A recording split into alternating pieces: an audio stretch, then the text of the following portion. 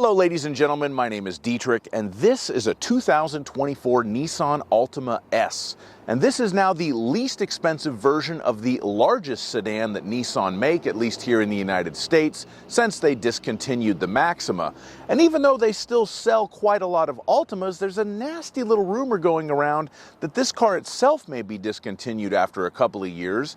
So today I'm going to review this car and we'll try to decide if it's worth keeping around for another generation.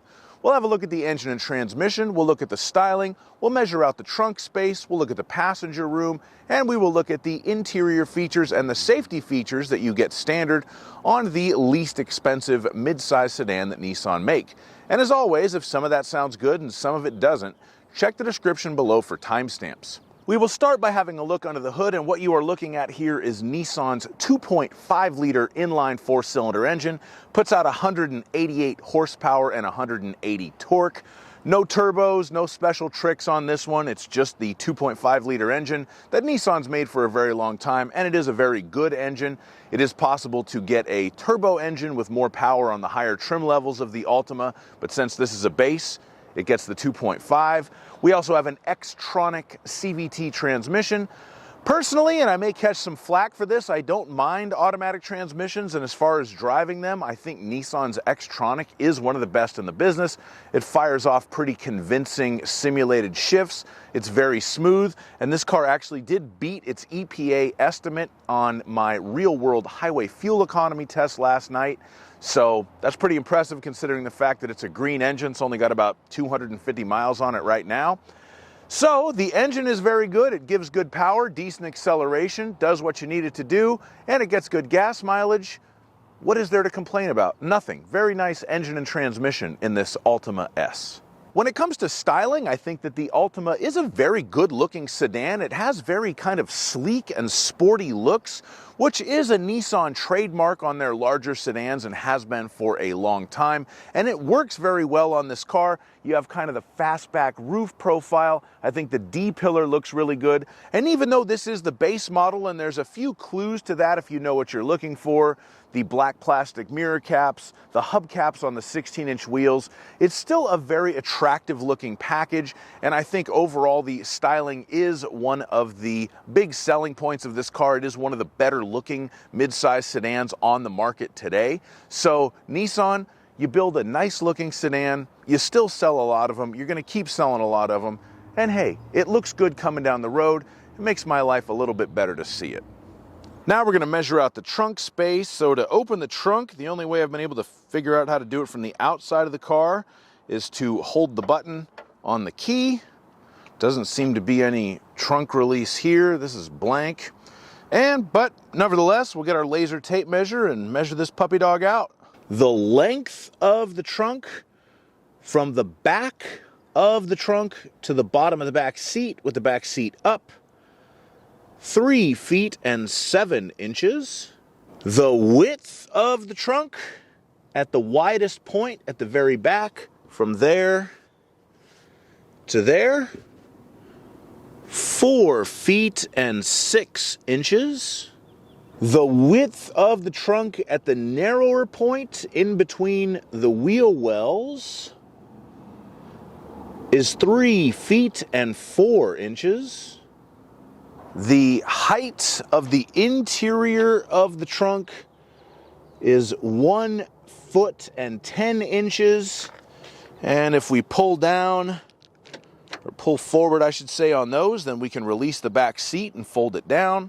The length of the cargo area with the back seats folded down is approximately 5 feet 10 inches. I say approximately because that is the measurement to the back of the front seat, so it could change based on where you have that seat set.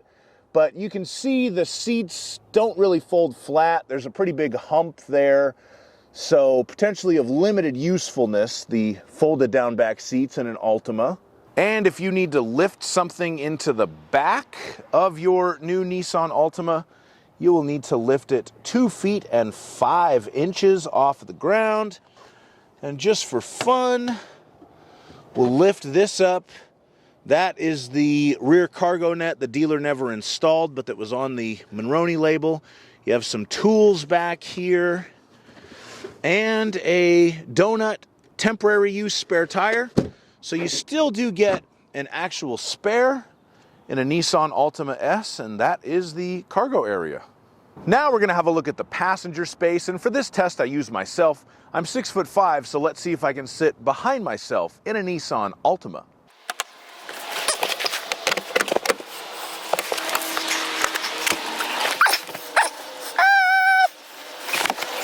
Okay, so the answer to this question is almost.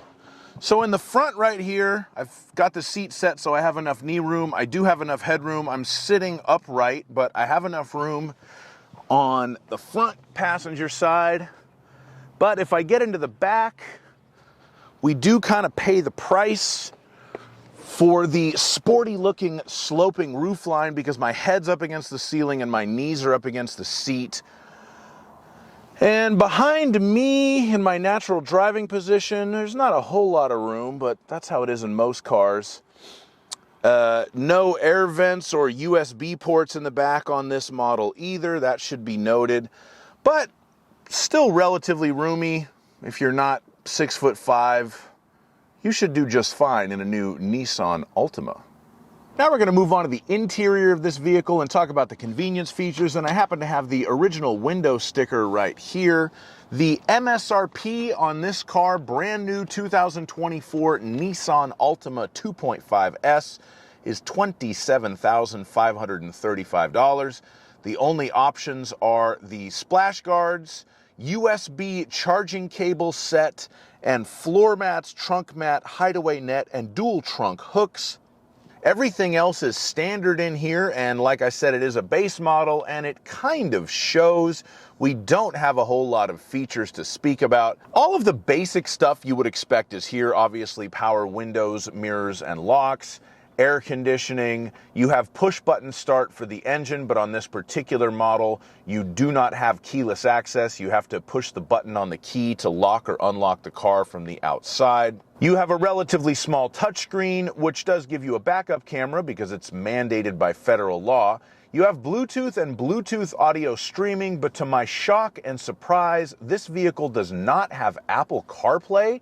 It's not wireless, it's not wired. I think this is the first 2024 model car I've driven that doesn't have Apple CarPlay. If you plug your phone into the USB port, it reads it like an iPod. Yeah, no Apple CarPlay. You have to move up to the SV model to get it on a Nissan Altima. That's pretty shocking. That's something that should be standard. And other than that, feature-wise, there's really not a whole lot to talk about. You have automatic headlights. You have an internal trunk release. You have a manual dimming rear view mirror. For 27 grand, you don't get a whole lot of convenience features in here, but the picture gets a lot prettier when we start talking about safety features, because there's actually a surprising amount of them on this particular car. I guess that's where Nissan decided to spend the money. You do have blind spot monitoring standard. You've got the little yellow lights that light up in the rearview mirror when there's a car in your blind spot. You have the automatic emergency braking with pedestrian detection, so basically the forward collision alert and the automatic braking. You also have rear automatic braking with parking sensors in the rear. That's a nice touch for a base model car. Rear cross traffic alert is included as well. That's part of the blind spot warning package. So when you put the car in reverse, if it senses a car coming crossways, it will beep at you. You also have intelligent driver alertness, so it will alert you if it thinks you are falling asleep while you're driving, and high beam assist, so it'll click the high beams on if nobody's coming and turn them off when somebody's on their way.